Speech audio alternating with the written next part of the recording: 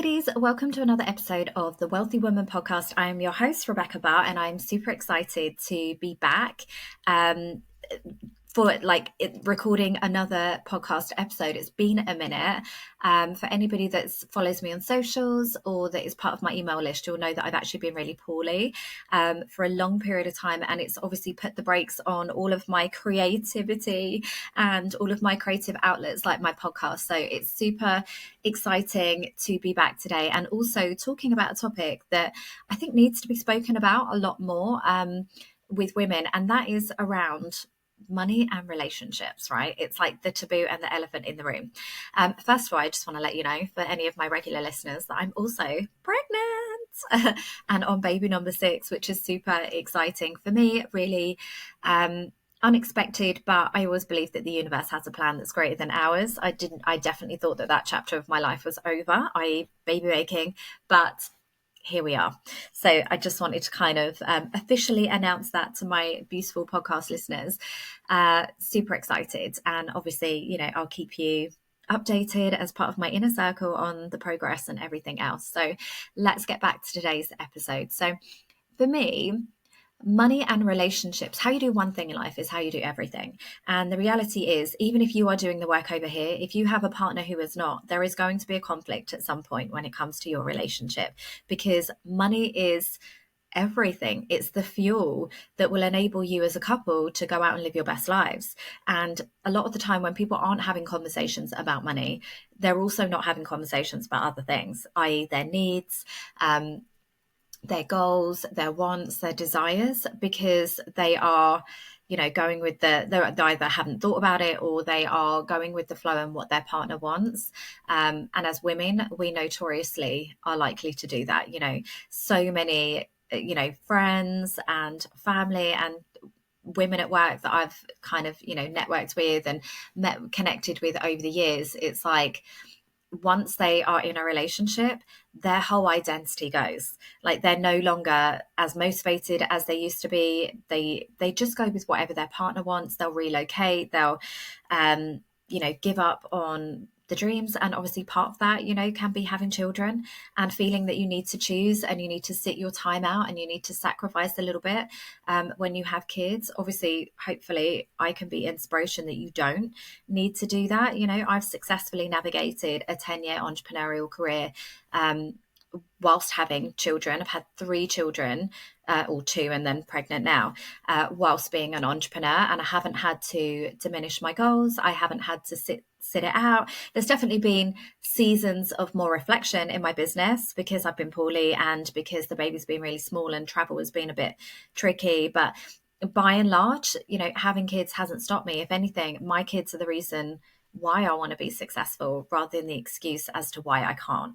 And equally before that, I had a very successful corporate career, and that was, before, during and after, having kids. So there needs to be more of a conversation around that as women.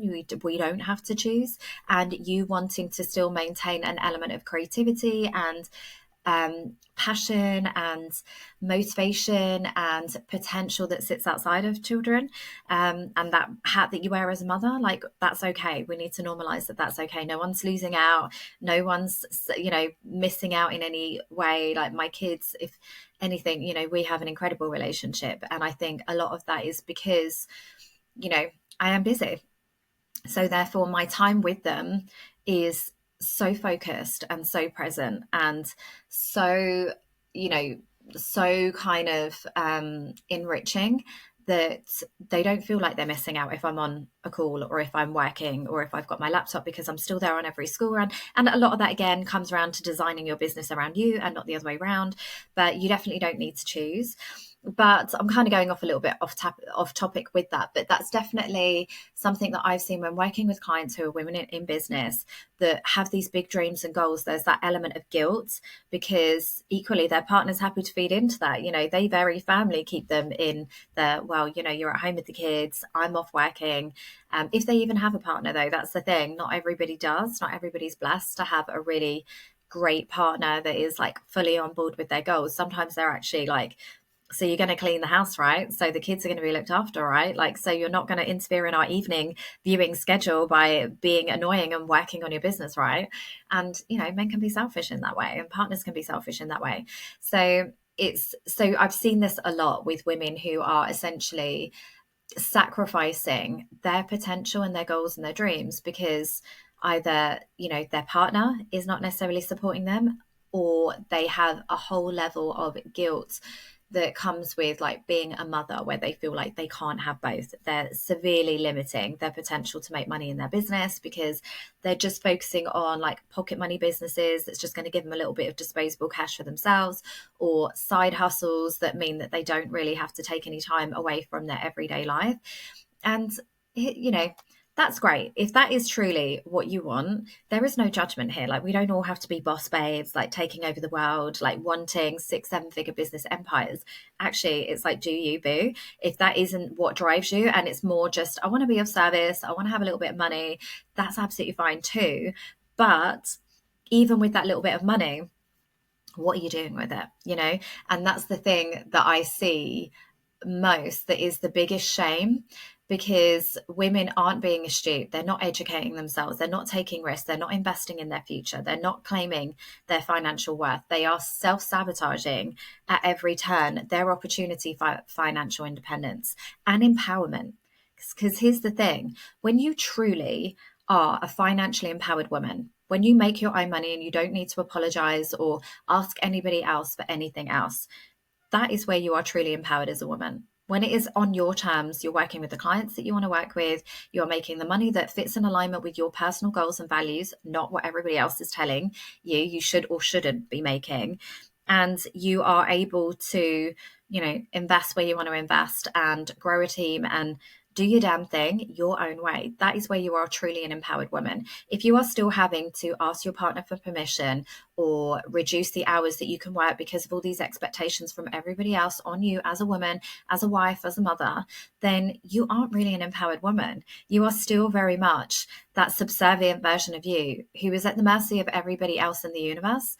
Like, you're at cause and effect. You're not living. Life is happening to you, not from you, because you are allowing everything else to take you off track. And that to me is the biggest shame. And this all comes from, when you trace it back, when I'm having conversations inside my Wealthy Woman Academy with women about their income and their goals and what they're going to do with the money and whether they can invest it. It all goes right back to day one, their relationship with their partner or their relationship with themselves, and what they have essentially set as the precedent of how things go around here. And that will be down to when they first met their partner, they didn't have these conversations around what they wanted and what their goals were. And, so therefore they're now looking to the other person to tell them where they live, what they are able to spend money on, whether things are a bad investment or a good investment, even when it's their business and their partner has absolutely no idea about their industry or, the market values and what other people are doing and the potential of that business. They're allowing everybody else to influence their decisions. And it literally breaks my heart because, like I say, until you have that complete control and empowerment and confidence and self-trust in yourself to make the right financial decisions, to know that you will always be okay because you've always got you in your corner, and that you are resilient and resourceful and always able to find a way to get the things that you want, until you truly believe that in your core, you're never really going to be able to live that best life that everybody talks about, because you're going to be living everybody else's best life instead. And what I want to talk about a little bit today is how to have those conversations with your partner, whether you're literally just dating or whether you are like 5 years into marriage and now you're starting to realize, actually, I want more for myself and I want a little bit of independence over here, and I want something that is solely mine, and I want to feel like I'm contributing, and I want to feel like, together as a united team, like we are really quantum leaping the potential of what is available to us. Because what I have noticed in the entrepreneurial space is when you have two partners, it's like the power of two is like really the power of 10. So this is why I have a mastermind. It's all about tapping into the collective mind and harnessing that power that, you know, one brain is great, but when you've got two or three or four that are all working on that common goal, that's when like magic happens. That's when quantum leap happens. And it's the same in relationships.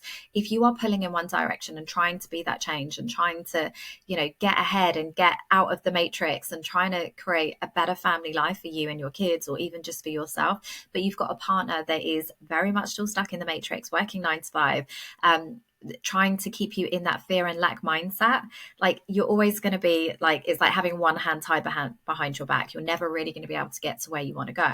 So in today's episode, I'm going to be sharing with you how to have those conversations, how to get your partner on board, how to ensure even from day one when you are dating that you are really being true and honoring your path rather than sacrificing and allowing somebody else to take you off track. So hopefully that is of interest to you. So here's my experience with dating and relationships and money. So obviously, as a money mentor, the work never ends, and it will be the same for you. It is not a one and done when it comes to money mindset. You will always be continually working on yourself and holding up a mirror and uncovering the beliefs that no longer serve you, may have served you at one point, but don't serve you anymore.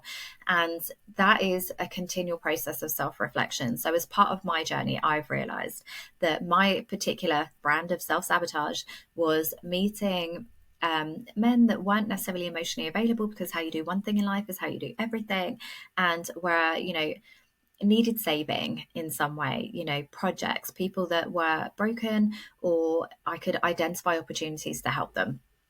That was because of my own self-worth, and what I felt I needed to bring to the table was like this savior element where, you know, and I used to get that feedback where it would be like, oh my God, I'm so lucky to have you.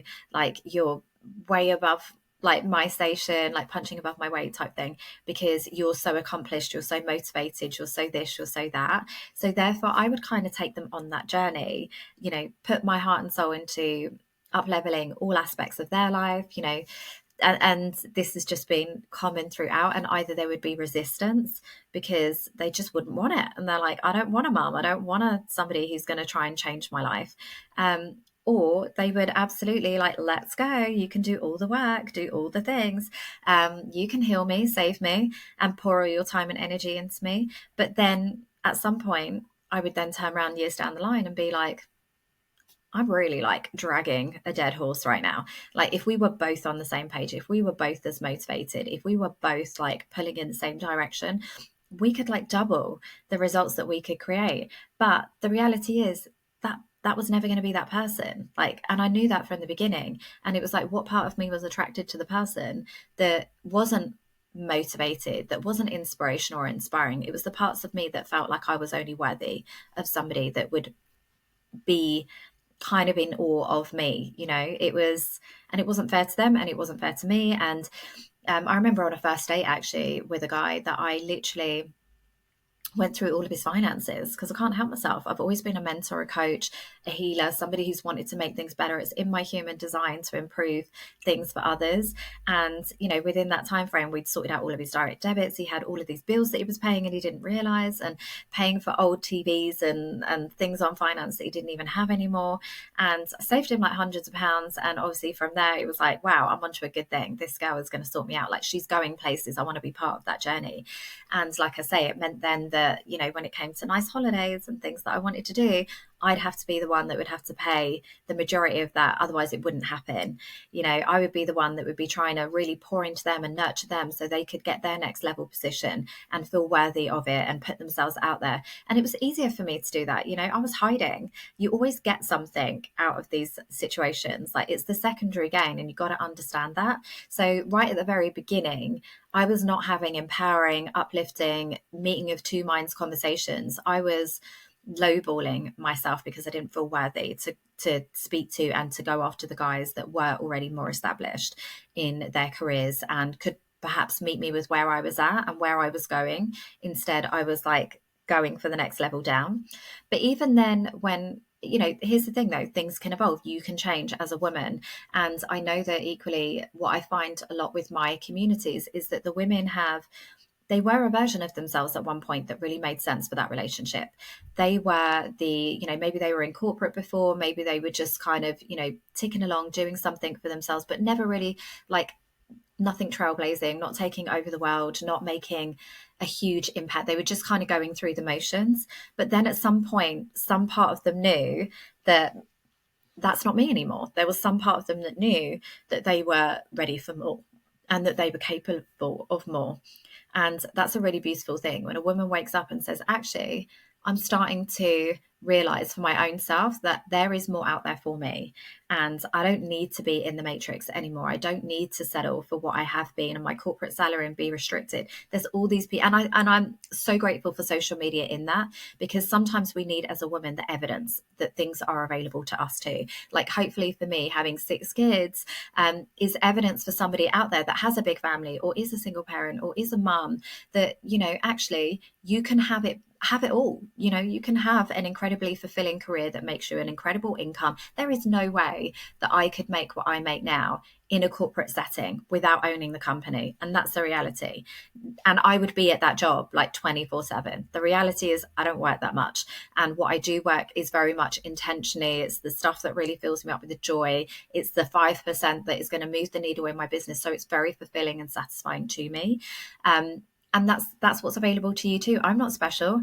I'm not any more kind of, accomplished or talented than anybody else. If anything, I was always the girl that would tell you that I don't have any talents. I'm like a jack of all trades. There's innate things in my human design that, yes, I'm naturally good at that other people maybe aren't, but I'm not particularly exceptional in anything. I'm kind of a bit of everything, and I'm a manifesting generator, and that is part of our human design, is that we're just good at lots of different things, but not a master of particularly anything. So if I can do it, and with my circumstances and my restrictions on time and energy and my lack of support, I don't have a big family. I don't have anybody that helps me with my kids. It is literally me, myself, and I in that respect.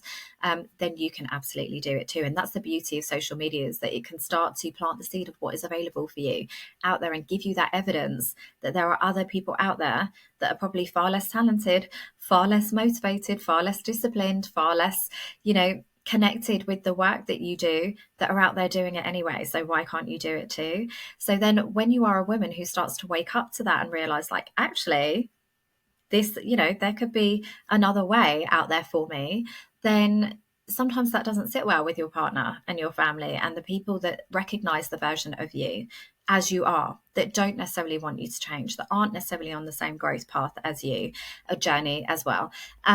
And then start to don't understand the money that is available. It blows my mind, like I say, that I earn more money now than I ever did dedicating 10 years to a career in corporate, doing my master's program whilst pregnant. The amount of blood, sweat, tears, time and energy and soul that I put into that career, and yet I never had the potential to earn what I did now. And I put so much of that in, and then now I can do my business, and purely from a place of love, purely from a place of service, purely from a place of these are my innate gifts and talents, and earn an incredible income that supports me and 6 kids, in London, in the most expensive part of the country to live in a beautiful home, and, and go on nice holidays and all of the things. That to me blows my mind. So that reality, when you've got a then partner who is still doing a 9 to 5 or still trading time and energy for money, that hasn't necessarily had the exposure that you have to the big wide world of what is the abundance that is available to you, there's going to be conflicts in that. And it's about having those conversations rather than just tolerating and putting up with and building up this secret resentment for feeling like, oh, they're not supporting me, they're not it's like they're dragging me back, trying to hold me back. It's about having compassion for that. It's about recognizing where that motivation comes from, but then also having these conversations with your partner where it's like, what's going on? These are my goals. These are my dreams. This is how it's going to support us as a family and as a couple. I really need you to be on board with that. And it comes down to having conversations around what is it that we both want? So when I work with clients to build out their intentional spending plan, so I just did a video on this a second ago, but essentially it's not always about how much money you've got. It's also about what you're doing with it. And it's about the intentionality behind what you're spending and what you're not spending. And then what you're doing with the overflow and abundance, i.e. investing that either into your business growth or into stocks and shares and investments and building up a portfolio. And as a woman, we have a responsibility to start to become educated in that, and not allowing partners and parents and professionals outside of ourselves to have control over our ability to build wealth. We need to start reclaiming that power and calling it back to ourselves by empowering ourselves and not taking the easy way out. Yes, it might be hard. Yes, you might have to ask stupid questions. Yes, you might need to do a bit of work. But when you feel really empowered in the decisions that you're making with money, like that's when you truly become a financially empowered woman, in my opinion. So you need to obviously have those common goals with your partner where you can sit down and say, right, okay, if we were literally like anything is possible, what would we actually want? And sometimes more doesn't equal more. That's the thing. When I've had clients that have had these conversations with partners and they've sat down to create an intentional spending plan together where it's like, right, this is in alignment with our values as a family, as a partner, that is moving us closer to where we want to go in life. What they've realized is they actually don't necessarily want a bigger house or an extra car or, even more kids or, more. What they want is less so that they can have more freedom. But you won't know unless you have those conversations. And I really encourage my clients to continue to connect. It's part of that. Like having a date night, connection with your partner. Money is so important. It fuels everything that you do and everything that is available to you and your life, so you have to be able to connect with your partner and have these conversations around money without it being a point of conflict, without it leading to an argument, without it being stressful, without having to hold back or hide purchases and wants and desires. Like, it has to be fully transparent and fully honest and fully vulnerable around where you are going and what you want. So that starts with having these date nights and having these points of connections and having these check-in conversations. Because if you can't talk with your partner about money, then that's a red flag to me, because then that's a part of you, and a fundamental part of your journey is being fueled by money. And if you can't have that conversation with your partner, then what is going on? Like, that's a bigger conversation that needs to happen around like that relationship and that partner that you are spending time and energy with and investing into. If you have to hold back and hide parts of yourself, like, that's not good. It should be about wholeness.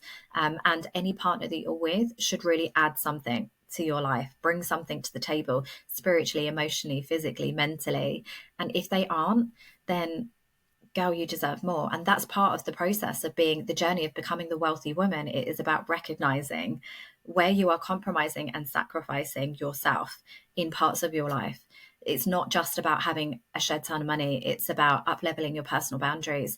It's about honoring your desires and your gifts and your wants in this lifetime and your potential. It's about wholeness. It's about being fully empowered to be who you want to be, to work with the clients that you want to work with, to do the things that you want to do, to spend the money and invest in the ways that you want to. And that needs to have a partner that's in alignment with that, or you're always going to be in conflict. So my quick next steps for you after listening to this episode, please let me know your thoughts on it, because obviously it's a slightly different energy and tone, but it's definitely something that I see a lot comes up. Is to essentially arrange a date night with your partner in the next week and have these conversations, like blank piece of paper. What do we actually want? What would we love to create in the next 5 years? And I believe that you need to have like 12-month goals, 5-year goals, and 10-year goals. Like, where are you ultimately going and what needs to happen in that process? And it might be that actually your partner wants to give up their job and they want to create some time freedom and flexibility themselves.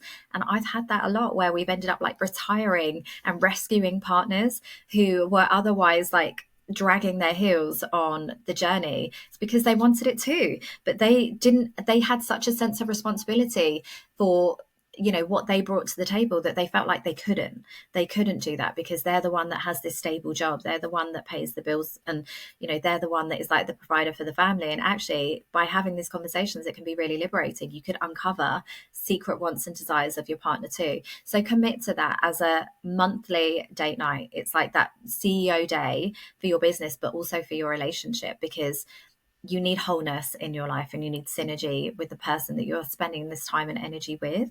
So have that conversation, set your goals, and then reverse engineer what that looks like what needs to happen. And perhaps it is, some element of not sacrifice, but waiting, like delayed gratification, where it's like, okay, as a couple, we're going to just hold back on some of this spending, like maybe going out, takeaways, and we're going to do this as a fun thing together. We're going to cook together. We're going to, find innovative, resourceful, creative ways to still have fun and, do fun things together, but without spending this money, because we are going to consciously choose to put it over here and invest into our future together. There is nothing more beautiful than feeling like you've got this big, beautiful life ahead of you that is so exciting and possible, and you've got the person right next to you supporting you every step of the way. So I hope that you have enjoyed this episode and you've taken some takeaways and hopefully found some confidence in being honest with your partner, and also compassion if they are not currently supporting you in the way that you want to be supported, or if you are planning to go into a new relationship, you can see the value of having those conversations straight out the gate around what is it that you want, rather than just, are they super hot and are they going to give me cute babies? Thank you so much for listening to this episode. I'd love to know your takeaways. Please obviously make sure that you, whether you're watching it on YouTube, please comment and subscribe. If you are listening on the podcast, then please make sure that you are also subscribing and letting me know how you get on and share and all the things. Have a fantastic, ladies. Can't wait to record the next session.